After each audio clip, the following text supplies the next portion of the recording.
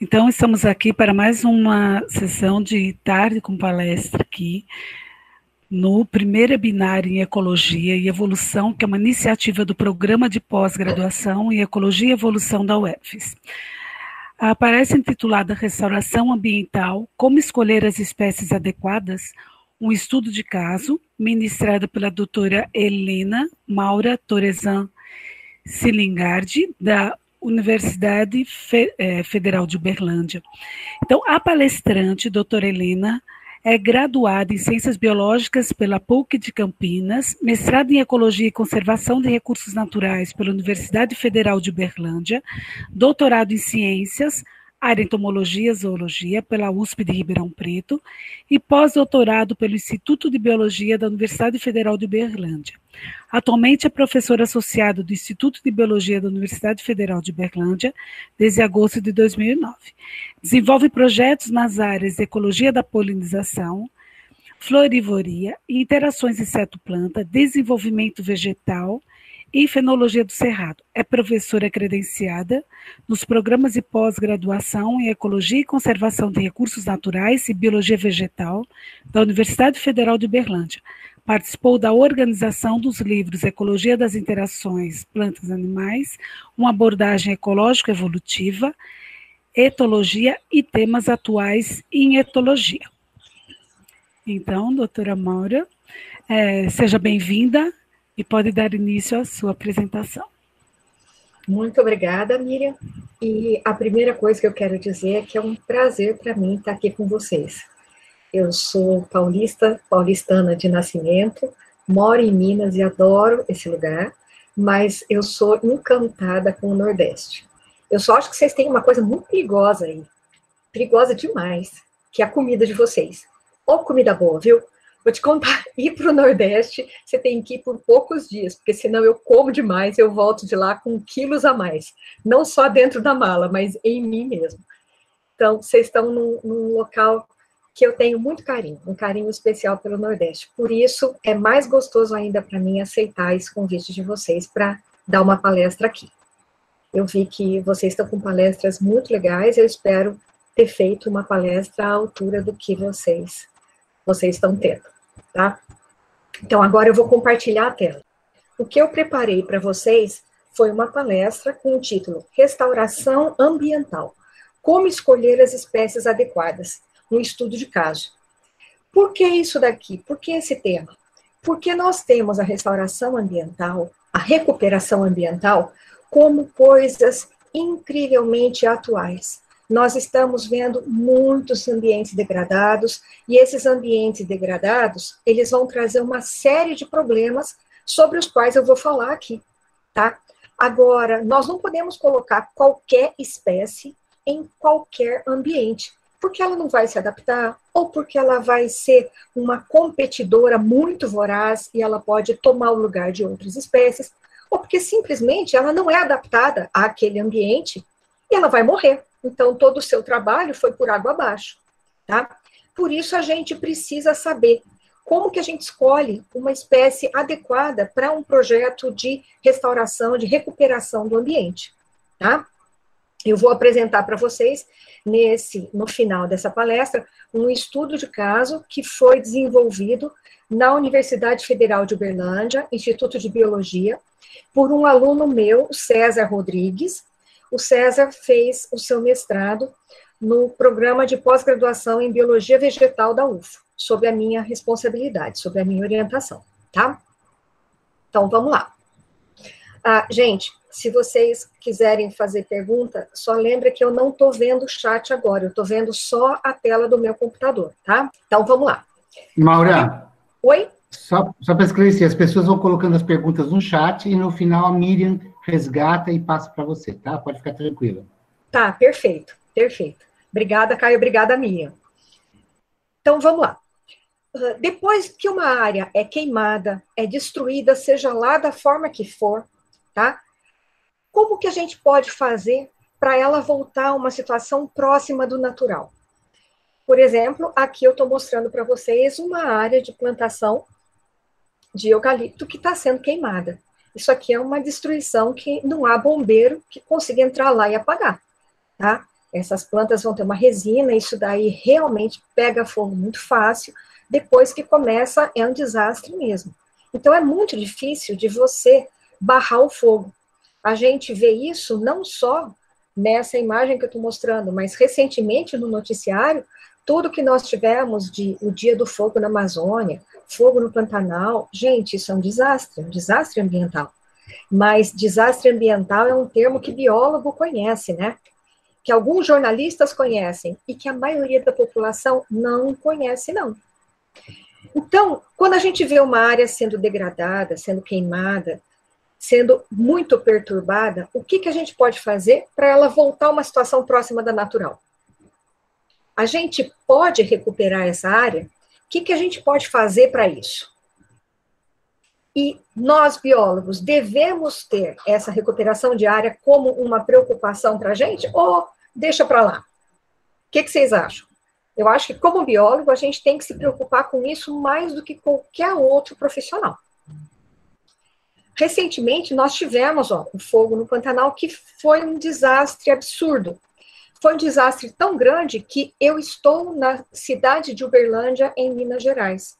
Aqui nós tivemos 2 dias de tardes escuras, manhãs escuras, de você olhar para o céu e falar, gente, não era para ter nuvem nessa época.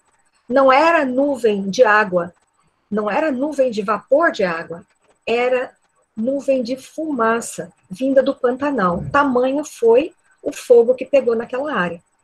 Quando a gente pensa numa área que está sendo queimada, que está sendo destruída, a gente primeiro imagina o que tem lá e não pode correr, as plantas, né? Mas existem consequências diretas e indiretas para os animais. Essas consequências vão atingir tanto os animais silvestres, como também os animais de fazendas, o gado, cavalos, porcos, toda a criação que tiver em fazenda.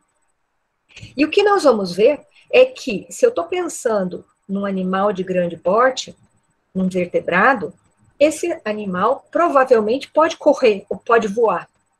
Agora, e se eu estiver falando de filhotes? Será que o filhote vai correr o suficiente? Vai voar adequadamente? E se eu não estiver nem falando de vertebrados? Se eu estiver falando de invertebrados?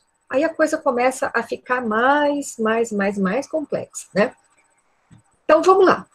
Por que a gente deve se preocupar com a recuperação das áreas que estão degradadas? Eu tenho áreas degradadas em áreas rurais, mas eu também tenho áreas urbanas degradadas, como essa imagem que vocês estão vendo aqui. Essa imagem, infelizmente, é do Brasil, tá? O que a gente tem aqui é lixo sendo juntado em cima de uma área onde nós deveríamos ter vegetação nativa, de preferência baixa, para manter o local seguro e manter uma boa captação de água. E manter também um local onde as raízes das plantas seguram a terra no lugar dela. E no momento que vier uma chuva bem forte, isso daí não vai virar um rio de lama com lixo em cima. Nesse caso, no momento de uma chuva forte, vai virar um rio de lama com lixo em cima. Não tem outro jeito. Mas então, a gente deve se preocupar com recuperação de área degradada, tanto no campo quanto na cidade. E no caso da cidade, a gente está falando diretamente de higiene. Se eu falo de higiene, eu falo de saúde para todo mundo que está lá. Não só as pessoas, mas também os animais que estão ali, tá? Eu estou falando também de segurança.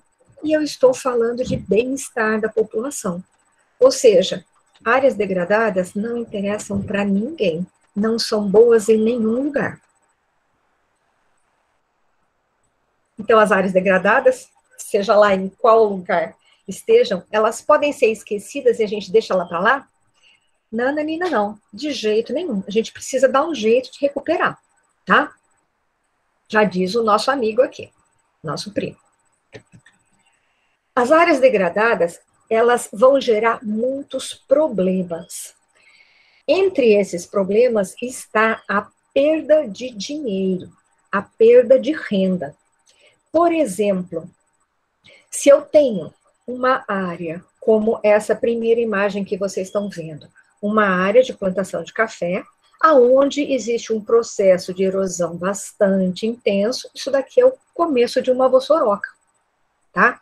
Na figura maior, nós temos já uma vossoroca muito bem estabelecida. Ela está perto da nascente do rio Araguaia. O que acontece com essa vossoroca, gente? Ela vai jogar uma grande quantidade de areia no rio e ela vai fazer o assoreamento do rio. Isso daí vai causar problemas nesse rio com o passar do tempo, porque essa grande quantidade de areia e de sedimento fino que está sendo jogada lá, por uma área que não foi devidamente cuidada, todo esse sedimento vai acabar deixando esse rio cada vez mais raso e o fluxo de água por ele pode diminuir com o tempo. Se diminuir, vocês estão vendo que isso daqui é uma área de plantação, é uma área onde você tem algumas fazendas em volta. O que vai acontecer é que essas fazendas não vão receber toda a água que precisariam para o seu bom desenvolvimento. Então, a área degradada não gera renda, gera só problema. Então, a gente precisa recuperar essas áreas, sim. Porque uma área ou preservada ou recuperada, ela vai gerar bastante renda. Então, a gente precisa cuidar. Uma das coisas que acontece é que quando a gente recupera essas áreas, nós vamos ter o solo protegido. O solo protegido vai evitar a erosão, em especial nos momentos das grandes chuvas. No momento de chuvas muito intensas, todas essas áreas onde você tem o solo erodido, seja um início de erosão, seja uma vossoroca já formada, muito desse solo e subsolo vão cair na parte de baixo, vão ser carreados, e cada vez mais essa fenda, essa rachadura, essa estria no solo, ela vai se ampliando. Isso daí, gente, quanto mais você demorar para cuidar, pior vai ser, mais trabalho você vai ter, e mais dinheiro você vai ter que investir ali. Então, cuida bem do solo, para você ter renda e não ter um gasto excessivamente grande com ele depois, tá?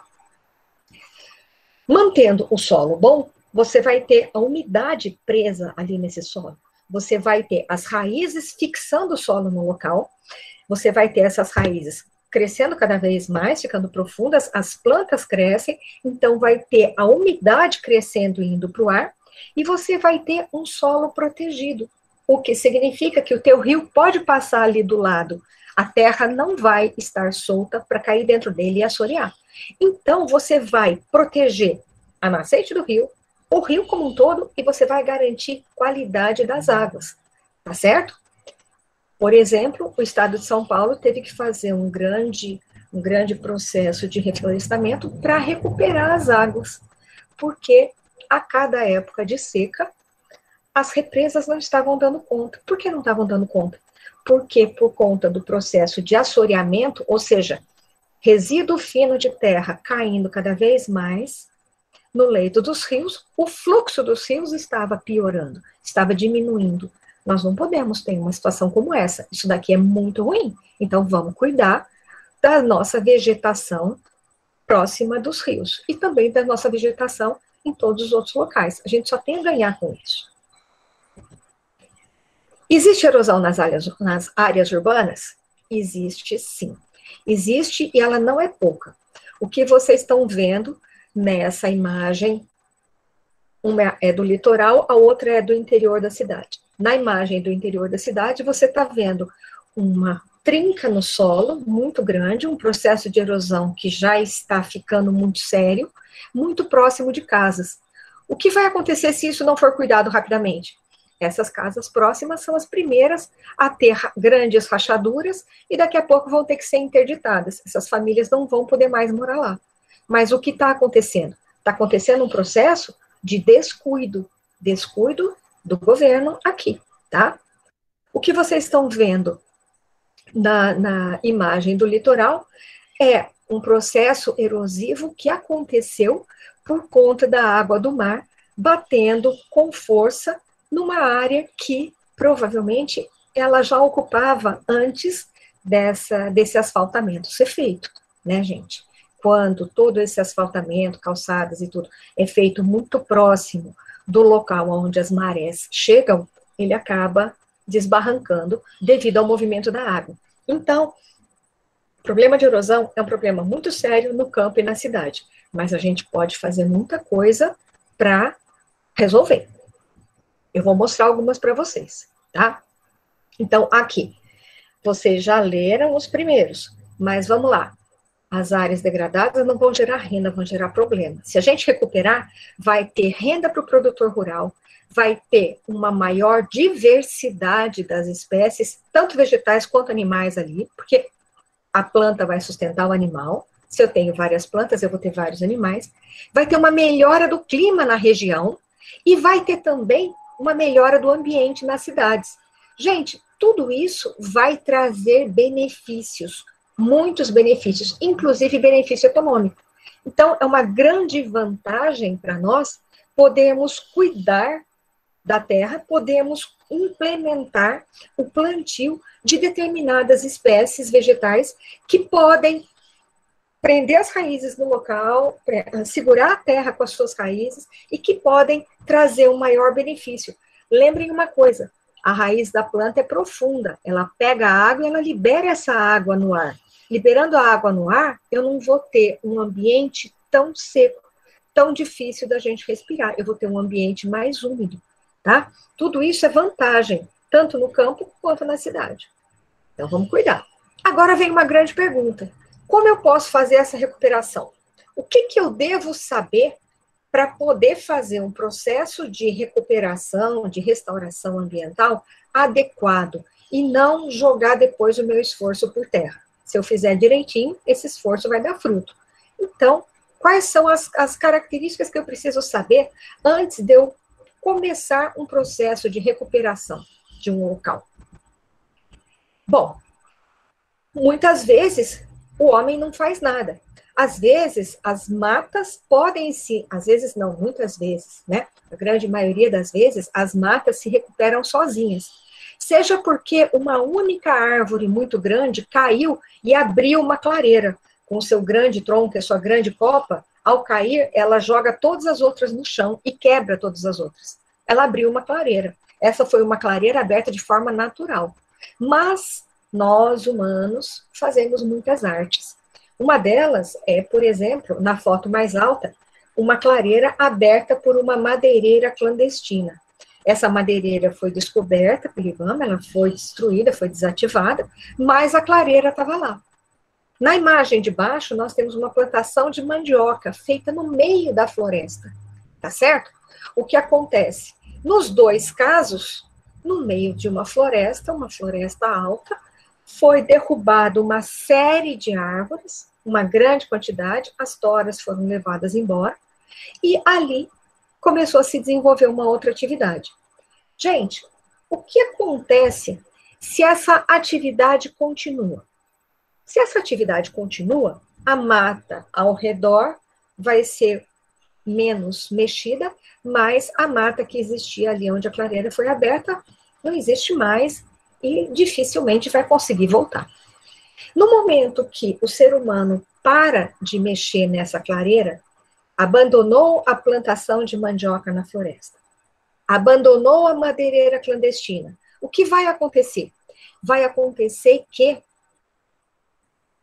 o banco de sementes que está presente ali no solo vai começar a germinar. Com essa germinação, o que vai acontecer é que plântulas vão surgir no meio dessa clareira. Quais plântulas são? São plântulas das espécies que estavam ali antes da clareira ser aberta. Que estavam ali e também, considerando que existe uma possibilidade do solo ter sido muito revolvido pelas máquinas da madeireira ou pelo trator lá na plantação de mandioca, aquelas sementes que estavam no banco de sementes podem ter sido destruídas? Ter sobrado quase nenhuma? Pode.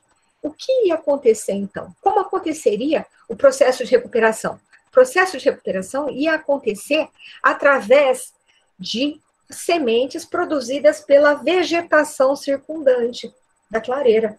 Essa vegetação circundante vai liberar as sementes que vão chegar nessas clareiras e que vão proporcionar o desenvolvimento de plântulas, que depois vão virar mudas pequenas, e aí vão virar árvores de bom tamanho, e essa clareira vai ser ocupada.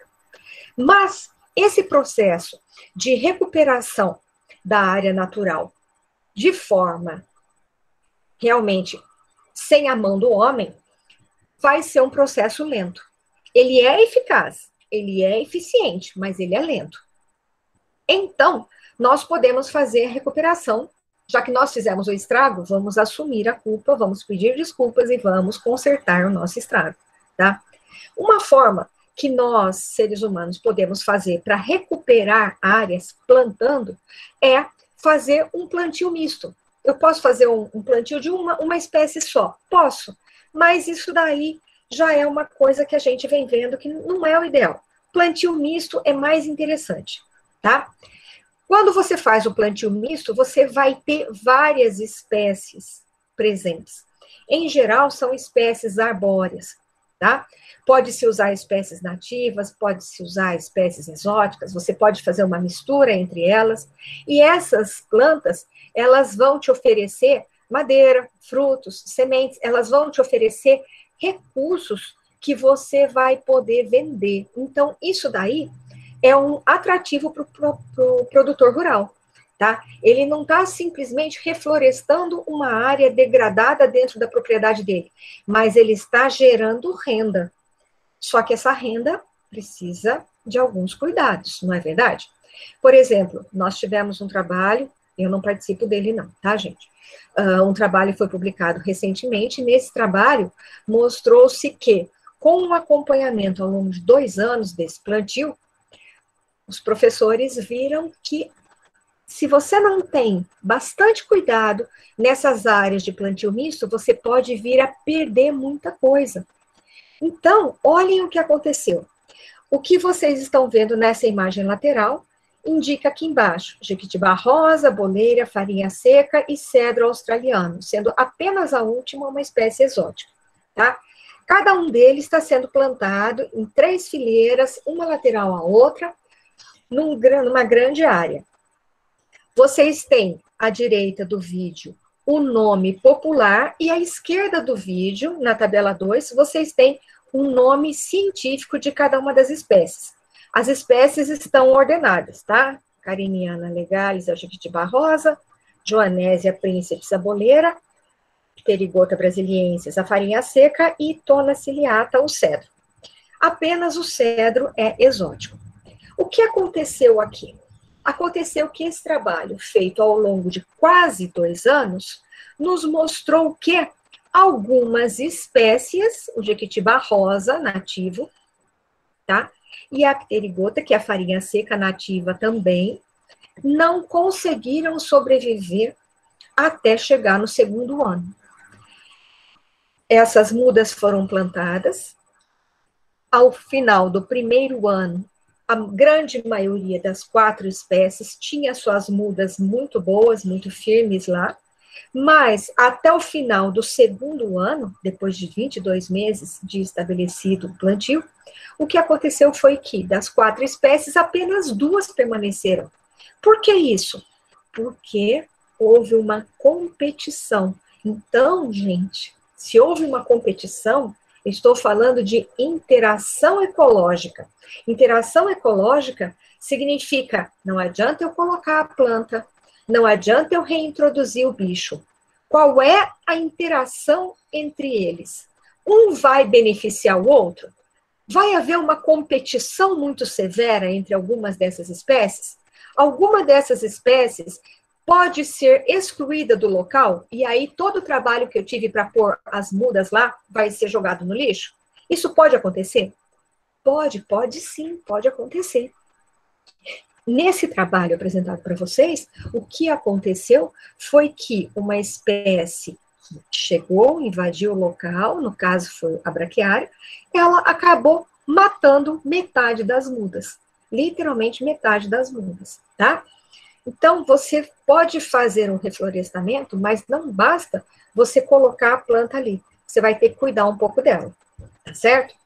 É muito mais rápido do que esperar a floresta se reestabelecer sozinha, mas dá um pouco de trabalho. Existe outra forma, que é o sistema agroflorestal. Esse sistema agroflorestal é maravilhoso. Esse sistema agroflorestal serve como um grande auxílio para a agricultura familiar, e ele vai ter um ganho de renda desde o início. Por que desde o início? Porque vão ser plantadas diferentes espécies vegetais, e essas diferentes espécies vegetais, cada uma delas vai ter uma interação ecológica distinta com as vizinhas e também com os animais ali, tá? Aqui o que vocês estão vendo é uma propriedade lá do Ceará. Essa propriedade é uma propriedade familiar, onde existe o plantio de uma série de verduras, frutas, sementes e também madeiras. Todo esse material vai ser vendido no final da produção, mas verduras são vendidas semanalmente e dão lucro semanalmente. Frutas, no momento da estação dessas frutas, vai ser vendida em grande quantidade. No momento da colheita da mandioca, as raízes, os tubérculos vão ser vendidos em grande quantidade.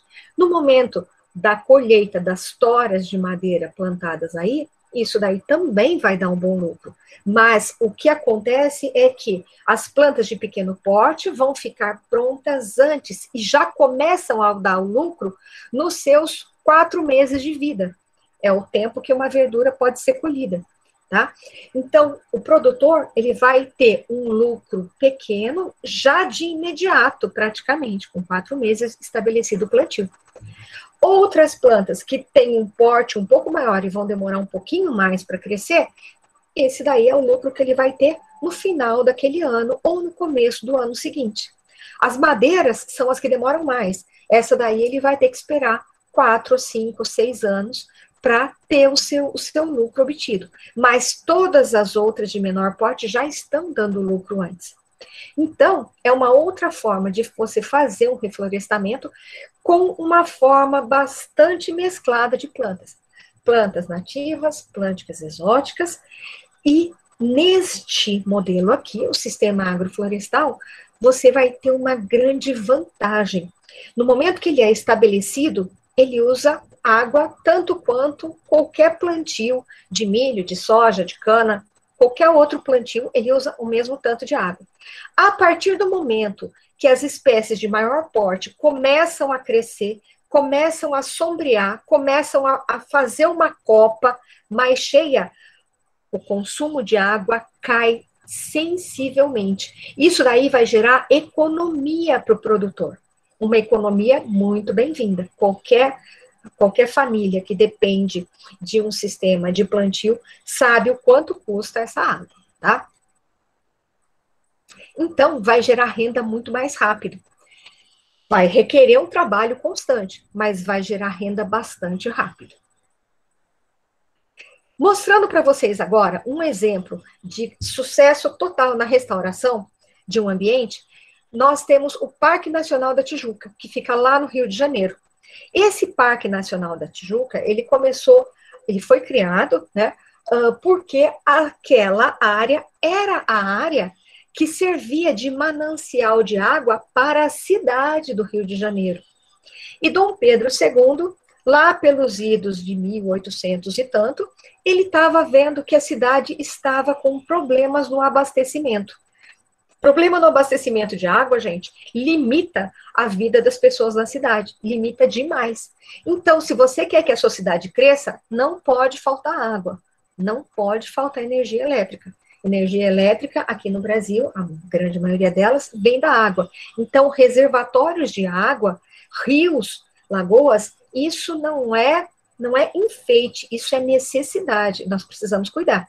E o que Dom Pedro fez foi: vamos cuidar dessa água, nós precisamos de uma quantidade maior de água para a cidade do Rio de Janeiro. Então, ele chamou técnicos, ele chamou especialistas e foi aconselhado a ele: bom, se você quer mais água, a gente tem que cuidar das plantas que cercam os rios, que cercam as lagoas, porque senão o rio vai ter uma vertente de água menor, as lagoas vão ter uma quantidade de água menor.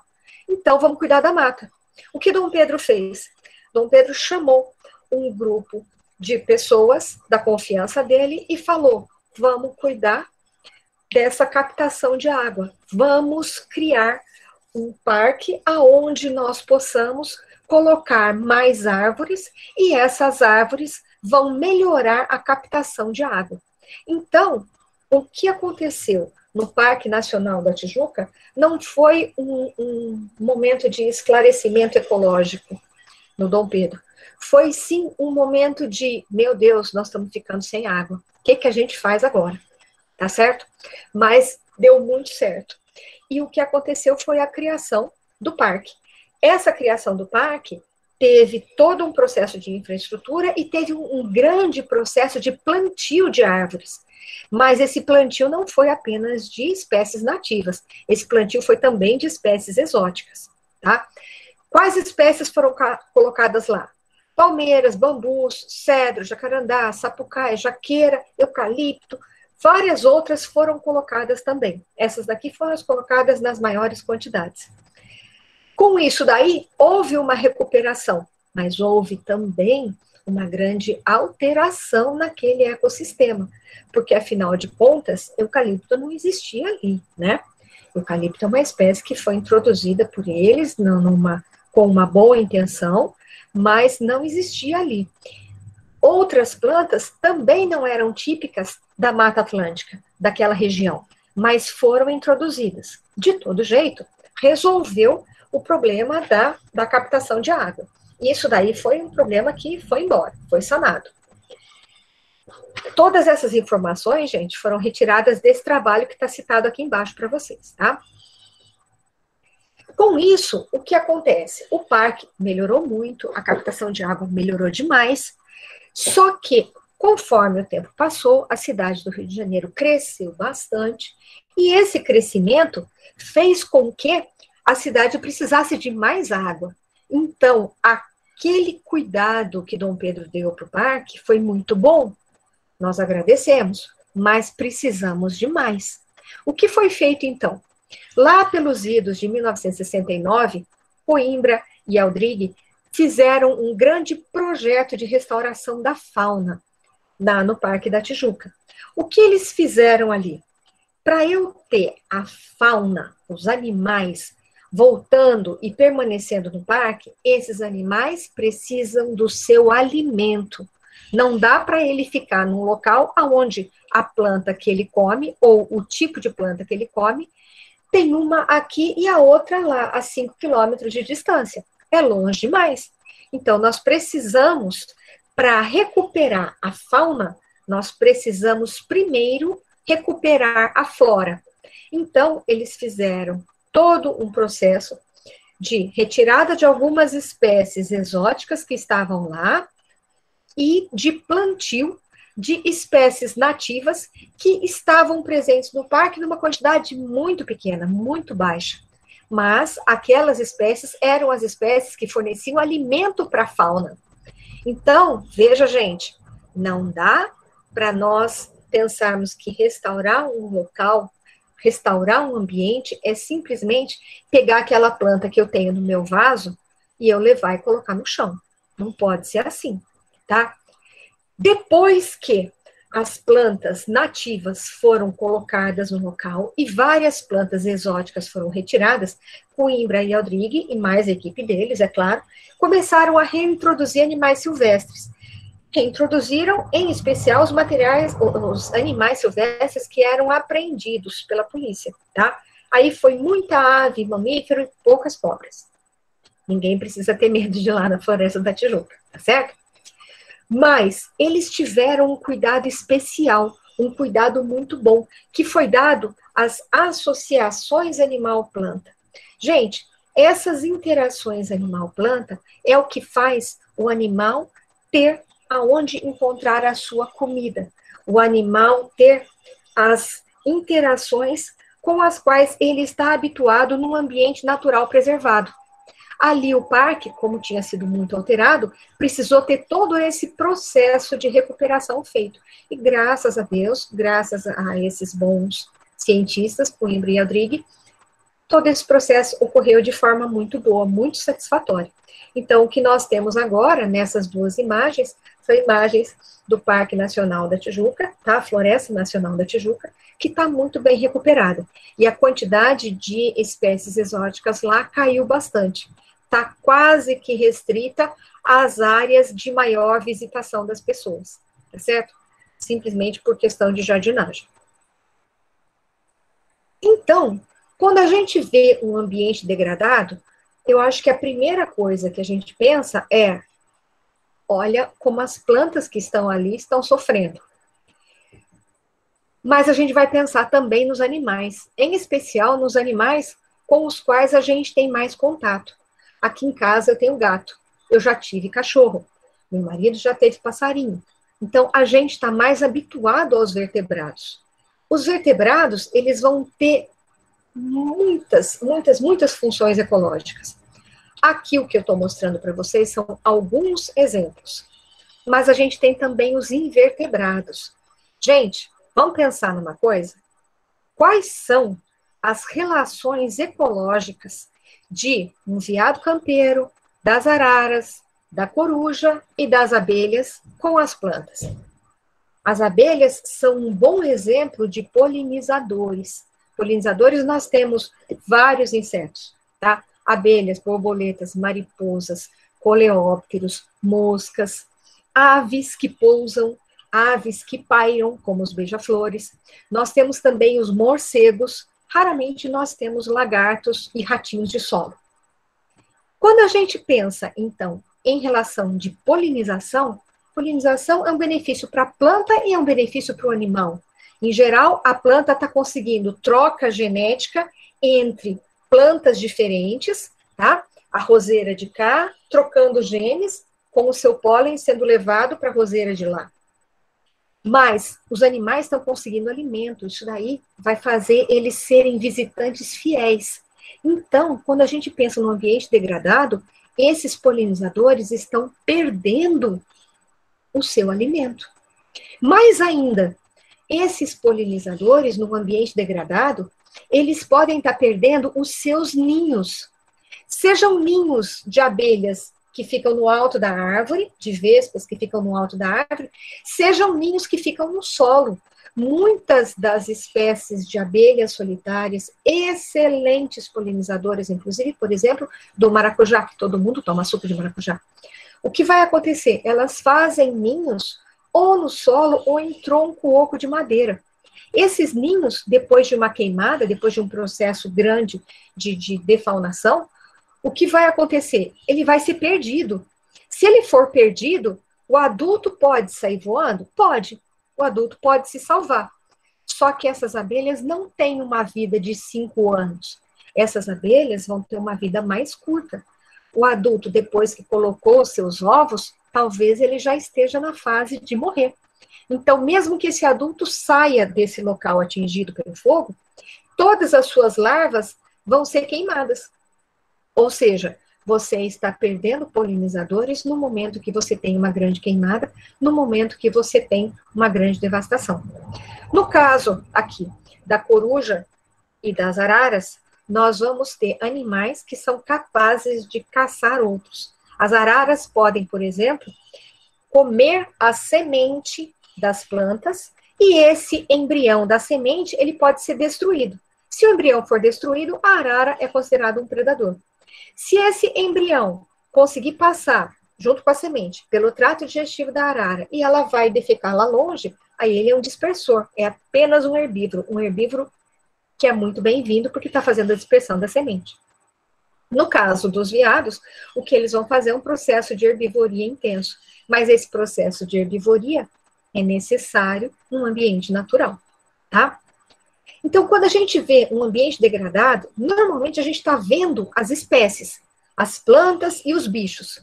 Mas a gente tem que lembrar de outra coisa. Existem interações ecológicas importantíssimas ali. Então, se eu for fazer a recuperação de um ambiente, eu preciso levar em conta essas interações. Eu preciso colocar nesse ambiente espécies de planta. No caso, nós estamos falando de restauração com base em plantas, tá? Eu preciso colocar nesse ambiente plantas que consigam sustentar uma diversidade de animais. Como a gente pode fazer isso? Conhecendo essas plantas.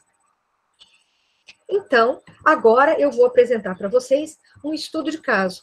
Esse estudo de caso foi desenvolvido pelo meu aluno, César Henrique Rodrigues. Aqui vocês estão vendo a foto do César, com a Luciana e as duas filhinhas. A filhinha mais nenezinha nasceu durante o mestrado do César, e ele fez isso daí dando aula, no começo em 3 escolas, depois em 2 escolas. Então, o César é um grande louco corajoso aluno meu, tá? O que eu vou mostrar para vocês aqui, então, é o estudo intitulado Fenologia e Desenvolvimento de Pavonia malacophila, uma malvácia, condicionada pelo ambiente em área de reserva ecológica mineira. Quando a gente estuda a fenologia, nós estamos observando todos os fenômenos naturais e cíclicos. Cíclico é aquilo que se repete. Todos os fenômenos naturais e cíclicos que ocorrem com uma espécie. Então, no caso das plantas, nós temos a fase reprodutiva, existe uma determinada época do ano em que botões vão ser produzidos, depois as flores vão ser abertas, depois os frutos vão chegar. Existe também a fenologia vegetativa, que vai me mostrar qual é a melhor época do ano para o lançamento de folhas jovens, desenvolvimento das folhas maduras e depois a queda foliar. Qual é a grande importância do estudo da fenologia? O estudo da fenologia, ele vai me mostrar quando, por exemplo, o animal que eu estou querendo colocar naquela área, vai ter o seu alimento. Ele come o fruto da planta que eu quero colocar lá? Come. Então, aquela planta é interessante. Mas, e ao longo do resto do ano, aquele bicho vai comer o quê? Eu só vou saber se eu vou ter alimento para o animal que eu quero introduzir naquela área, a partir do momento que eu conheço a fenologia das plantas daquela área. E eu vou saber se ele vai ter frutos ao longo do ano inteiro, ou se ele pode comer alguma outra coisa, tá? Então, nós desenvolvemos esse trabalho no Cerrado. O Cerrado ocupava quase 1/4 do território brasileiro, no momento lá da descoberta, depois agora, com tanto desmatamento, com tanta utilização do cerrado para plantação e para outros fins, o que acontece é que nós temos uma redução bastante sensível mesmo, das áreas de cerrado natural. O cerrado vai apresentar vegetações mais abertas, como essa que vocês estão vendo aqui, e ele vai apresentar vegetações um pouco mais fechadas. Ele vai apresentar áreas que são mais úmidas, como as veredas, onde a gente vai ter muitas palmeiras, e ele vai apresentar áreas mais secas, que são justamente a da imagem que vocês estão vendo. Por conta do cerrado apresentar também uma grande quantidade de espécies endêmicas, espécies que ocorrem só aqui, e do alto nível de degradação ambiental, ele é considerado um dos pontos chaves para estudos de conservação.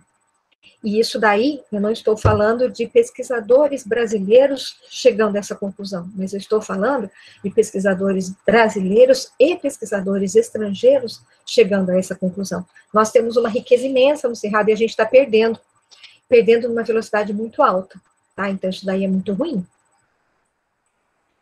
Por isso é bom a gente estudar as plantas que tem aqui. A planta que nós utilizamos é uma planta do gênero Pavonia, espécie Pavonia malacophila. Ela pertence à família Malvácea. A família Malvácea é uma família muito grande, então nós vamos falar apenas dessa subfamília. A subfamília Malvoidea tem quase 2.000 espécies, porque ainda tem as que estão sendo descritas. E 3 gêneros são muito importantes. Um deles é o gênero que nós trabalhamos. Como vocês estão vendo, essa flor se parece muito com o hibisco. O hibisco faz parte da família Malvácea. O gênero que nós trabalhamos tem uma característica muito legal. Tem muitas espécies no Brasil, cerca de 134 são brasileiras. As suas flores são grandes, são vistosas, são bonitas e apresentam pólen e néctar, por isso elas podem chamar uma grande quantidade de visitantes florais. E várias espécies do gênero Pavonia têm propriedades antibacterianas, ornamentais e também larvicidas contra o mosquito Culex. Se ela já é larvicida contra o Culex, daqui a pouco vai aparecer alguma espécie desse gênero que vai servir também contra os outros pernilongos, tá? E uma característica bastante interessante para nós, que estamos procurando espécies para serem utilizadas em projetos de reflorestamento. Várias espécies do gênero Pavonia são espécies invasoras, Espécies invasoras são aquelas que têm jogo de cintura e conseguem entrar numa área nova e se adaptar às condições que tem lá. Ela tem plasticidade, tá?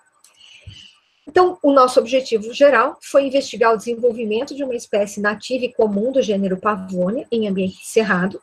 E os nossos objetivos específicos foram caracterizar os eventos fenológicos e a herbivoria ao longo de um ano. E também investigar o crescimento da planta, falando apenas da parte acima do solo. Considerando tanto plantas que estavam crescendo com baixa incidência luminosa, área sombreada, quanto plantas que estavam crescendo em área com alta incidência luminosa, área com luz solar direta. Por que isso?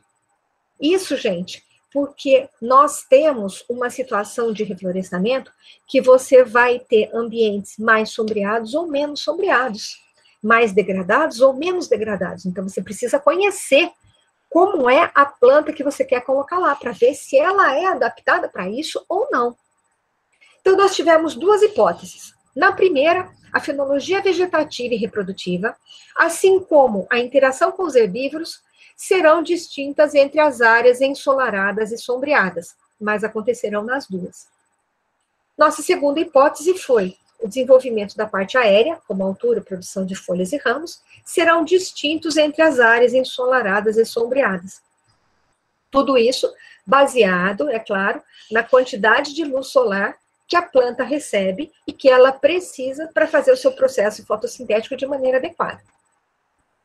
Então, na nossa área de estudo, nós tivemos áreas, todas elas dentro da mesma reserva ecológica da Fundação Comunitária, lá da cidade de Patrocínio, aqui em Minas Gerais, tá? Foram observadas por um ano. Aqui vocês estão vendo uma área com mais sombra e uma área com mais sol.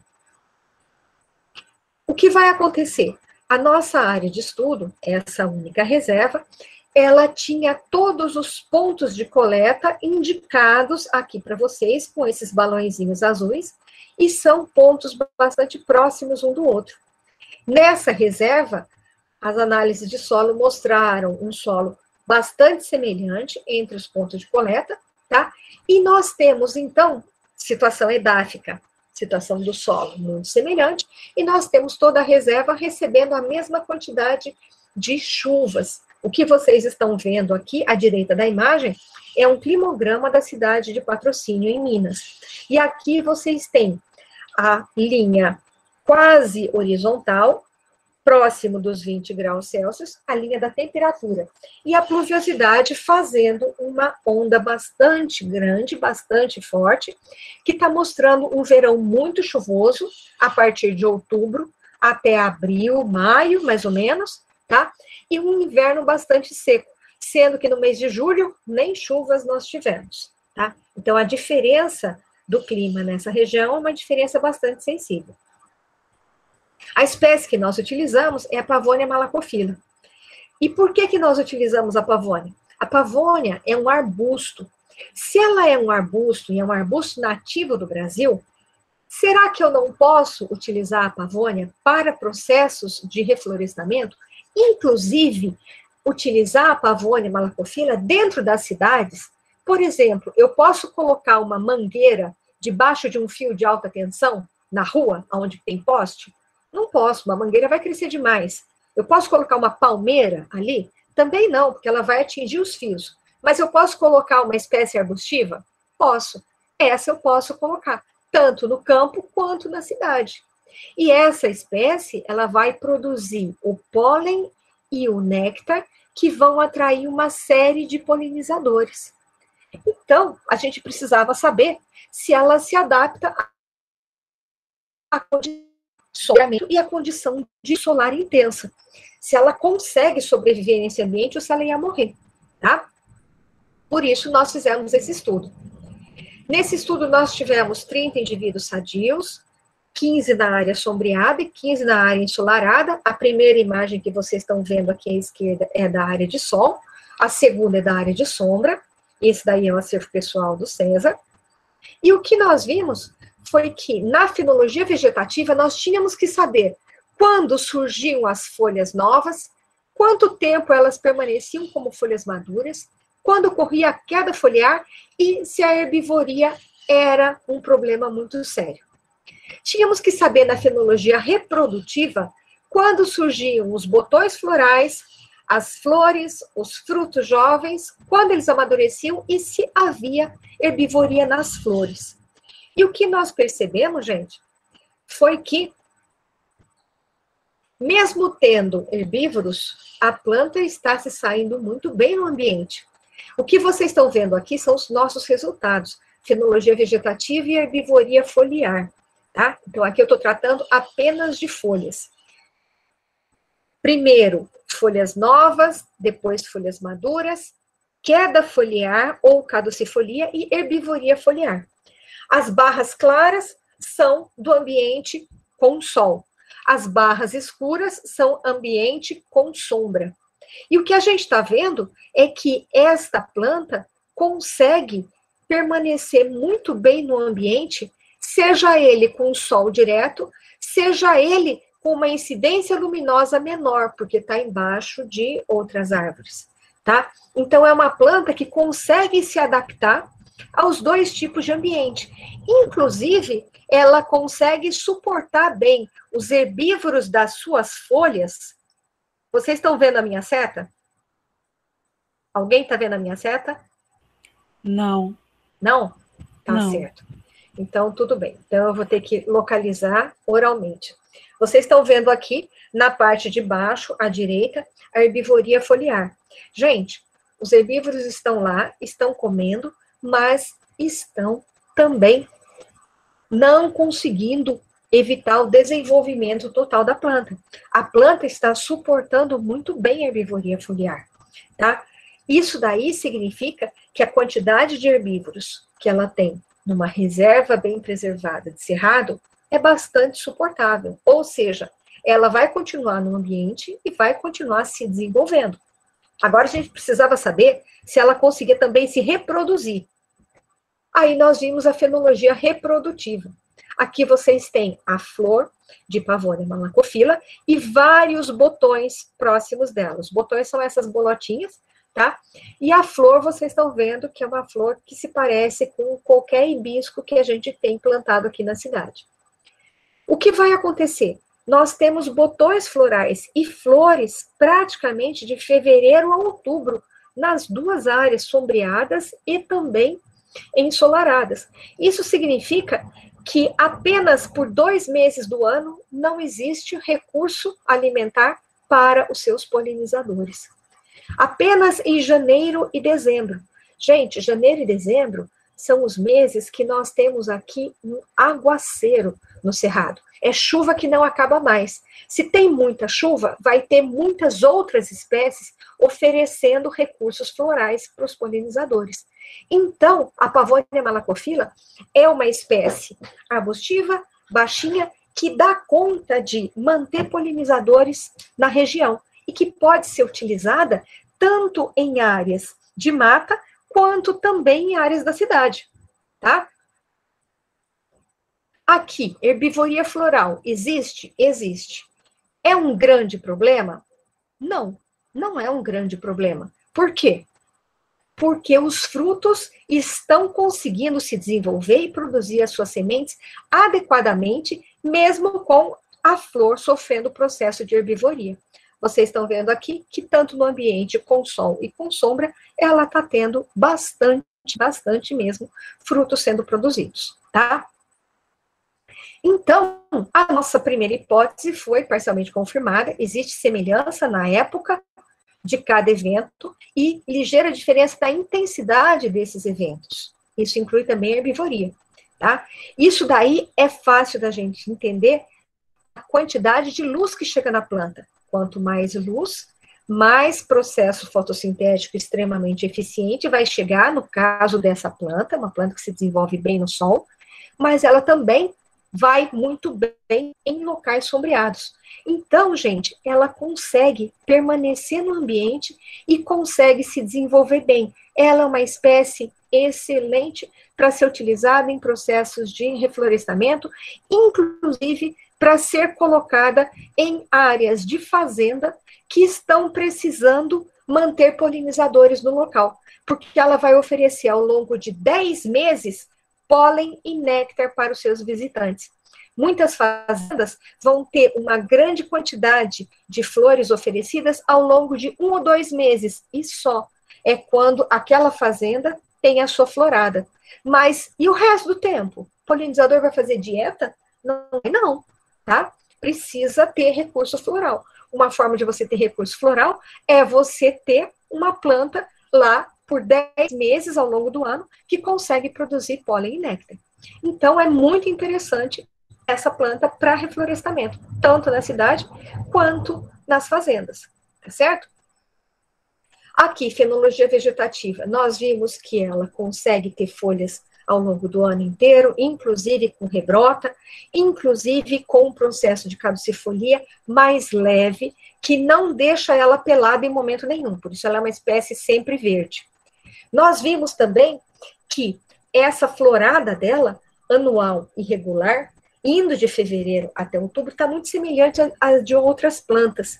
E ela vai atrair, graças aos seus recursos florais, uma grande quantidade de beija-flores, de abelhas e também alguns besouros, tá certo?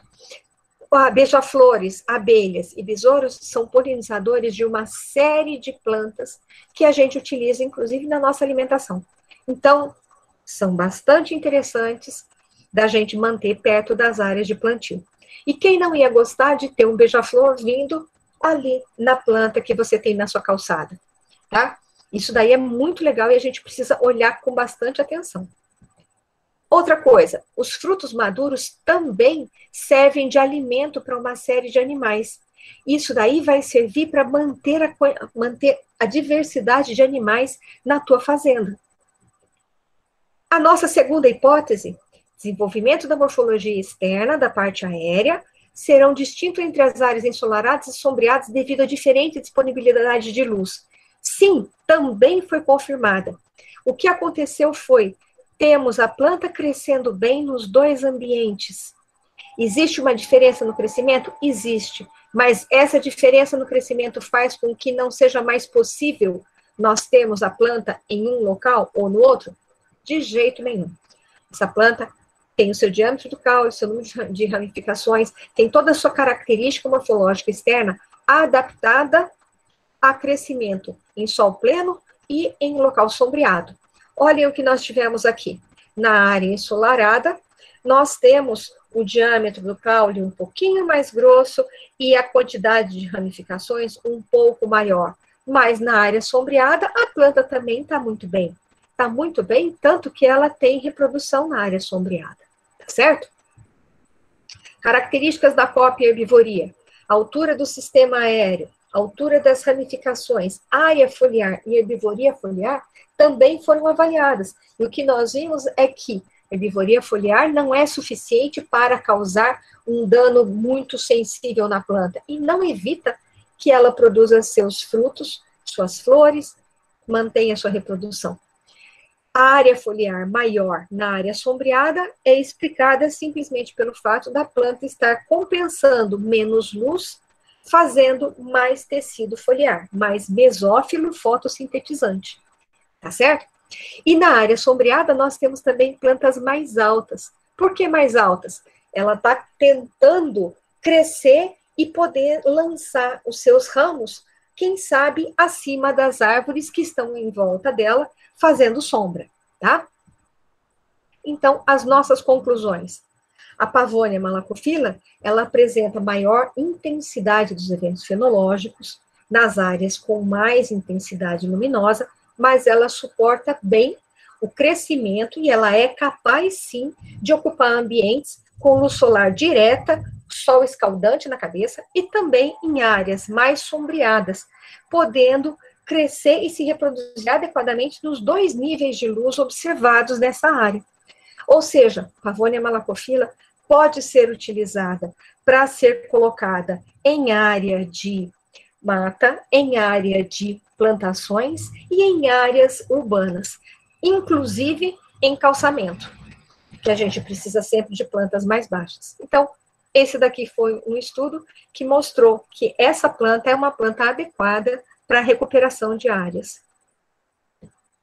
Agradeço a vocês pela oportunidade, agradeço também ao César por ter me permitido orientar o seu mestrado. Muito obrigada. Professora Helena Mauro, nós aqui agradecemos, eu, em nome do PPG Ecoevol, a sua brilhante palestra. Temos aqui vários comentários muito elogiosos, muito bacanas aqui no chat. Depois, se você puder, dar uma olhadinha. Tá? Vou olhar, com certeza. Ótimo. Temos aqui algumas perguntas, tá? Pode mandar. Aqui. Certo. Só tira a apresentação da tela, fazendo um favor. Ai, nossa, eu já estou vendo vocês, eu achei que vocês estavam me vendo também. Peraí. Você está apresentando, parar a apresentação. Estamos te vendo, é que você vai ver mais gente. Ah, tá certo. Ótimo. Então, estamos aqui. Ótimo, vamos lá então. A Elisete Maria de Freitas fez uma pergunta. Restauração ou recuperação? Qual a diferença e quando cada um deve ser aplicado? O que nós temos de restauração e de recuperação, gente, são termos que são utilizados, para você recuperar uma mata com as plantas que existiam ali no início, tá? O outro você tem uma área por exemplo, uma propriedade rural, aonde existe um tanto de mata que você reservou, é a reserva legal, mas também existe uma outra área onde você quer fazer outros plantios, mas ela está praticamente o chão pelado. O que você vai fazer? Ali você vai plantar outras árvores, inclusive árvores que podem ser exóticas, porque ela está, você tem a reserva legal com as plantas nativas, e você vai ter a outra área onde você vai plantar novas espécies, mas a espécie que for mais adequada para você. Por exemplo, você quer vender madeira, você pode plantar espécies nativas mescladas com espécies exóticas. As espécies nativas, se ela for protegida por lei, você não vai poder tirar. Se não, você pode tirar. E as espécies exóticas, por ser exótica, você pode fazer o plantio e retirar sem problema nenhum. Então, aí você tem as diferenças, tá? Sim. Obrigada. Temos aqui uma pergunta de Caio. Nesse sistema agroflorestal, com diversas espécies juntas, há mais chance de atração e partilha e manutenção de polinizadores, não? Com certeza. Ao mesmo tempo, por ser uma policultura, uma praga que alcance a área não causará tantos danos, pois essa espécie tem uma resistência diferente, não? Sim. Quando a gente vê um sistema agroflorestal, a gente está vendo um local onde aquela família que cuida daquele ambiente, em geral é familiar, não necessariamente, mas em geral é familiar. O que vai acontecer é que eles vão ter ali uma série de espécies, cada uma com uma época de florescimento diferente. Ou seja, ao longo do ano, vai ter flor de todo que é tipo, oferecendo pólen, oferecendo néctar, quem sabe oferecendo óleos, como um pé de acerola, quem sabe oferecendo resinas, como uma dalecâmpia, e por aí vai. Então, é muito bom para os polinizadores serem mantidos na área, é muito bom para a economia de água nessa área, porque a riqueza de espécies é fabulosa. Se você tem muitas espécies distintas, você tem muitas raízes distintas. As raízes mais curtas em cabeleira e as raízes pivotantes, que são mais longas. Conforme você tem essas raízes mais longas, as pivotantes, ela vai liberar o quê? Ela vai liberar vapor de água pela sua copa, pela copa da árvore, pela copa da planta. Então, você vai ter um ambiente cheio de polinizador, que economiza água, mas que é úmido e super gostoso. Você nunca vai passar um calorão num sistema agroflorestal, tá? Ele é um sistema riquíssimo. E quando você tem a praga, por exemplo, da couve, naquela imagem a gente tinha pezinho de couve. Quando você tem a praga da couve, você tem um pé de couve aqui e o outro a colar. Não está um colado no outro. Imagina o que acontece numa plantação de couve, onde você tem uma área de 100% só de pé de couve. A primeira borboleta que chegar lá vai dizer, nossa, cheguei no paraíso, não existe uma creche melhor que essa para colocar meus filhos. E ela vai colocar um ovinho em cada pé de couve. E aqueles pés de couve vão ser todos dizimados. Agora, quando você tem plantas mescladas, é o melhor dos mundos. É o melhor dos mundos para a planta que ela vai ter outras plantas que vão protegê-la dos seus herbívoros e dos seus predadores de semente, por exemplo. E você vai ter também uma cobertura vegetal muito legal.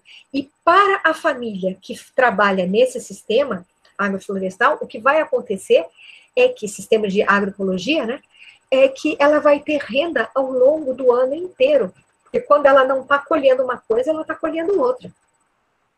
Então, é benéfico para todo mundo que está envolvido. Sim. Temos aqui uma pergunta de Thalita. Olá, professora. A senhora conhece algum trabalho mostrando possíveis problemas com espécies exóticas usadas em agroflorestas que sejam também invasoras? Esses problemas seriam provocados pelos invasores realizados recentemente? Pergunto isso, pois há uma propaganda muito grande em torno do mogno africano. Sim, uma vez eu fiz a pesquisa sobre o mogno africano, e aí o que acontece é que eu tenho que deletar propagandas e mais propagandas, e oferecimentos e mais oferecimentos de venda de mogno africano do meu computador constante. Porque mesmo você bloqueando um site, o outro site acaba te pegando. Então, eu não me aprofundei com isso, Thalita, mas o que nós vemos é que espécies exóticas, elas podem se desenvolver bem aqui? Com certeza elas podem. O que vai acontecer na competição da espécie exótica com as espécies nativas? Então, se você pensar que, por exemplo, o mogno africano ele vai ser plantado em fazendas, se ele é plantado em fazenda, aquela fazenda ia ser ocupada por café, ou cana, ou milho, ou mogno, né? Então, você tem uma área restrita. O maior problema é quando a gente tem uma dessas espécies exóticas, que não é apenas exótica, mas ela também é invasora. A espécie exótica é a espécie que não é nativa daqui, deste local onde você está. Uma espécie invasora, ela pode ser exótica ou nativa. Espécie invasora é aquela que tem jogo de cintura, é aquela que é capaz de chegar num novo local e ela consegue se desenvolver bem nesse local.